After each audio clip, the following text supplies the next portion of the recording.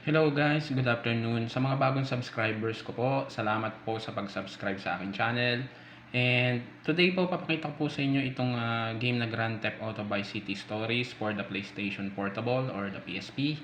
So, ito po yung harap niya. Greatest Hits version po. Ito po yung side. And ito naman po yung back. So, ito po yung loob niya. Ayan. Nabili ko po ito ng 300 no, sa may Tansa. Yung medyo malayo siya kasi 66 kilometers balikan yung biyahe ko. So, hindi lang po yan na may kasama po siyang UMD na Naruto. No? Tapos yung ito pa yung casing niya.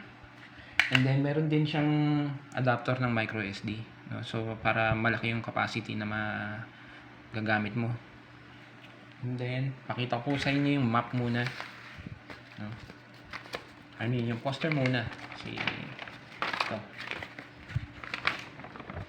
Ito, alam ko si Diaz to eh.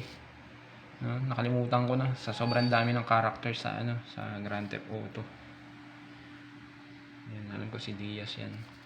Kasi ito naman po yung map. Ayan.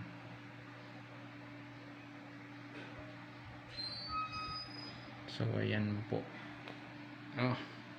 Ito po yung manual niya. Tabi natin yan. Wait lang. Ayan. So, yan po yung usual na makikita natin no, sa simula.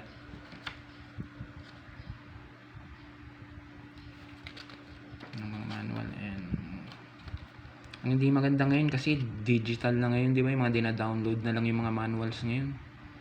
So, maganda pag physical copy talaga.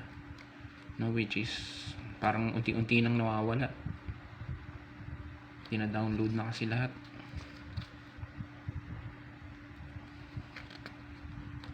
Colored siya, maganda pa. Medyo makapal din, basta Trackstar talaga.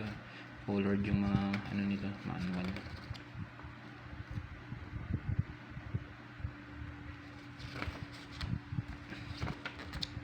So basta yan, nabili ko ng 300 lahat yan.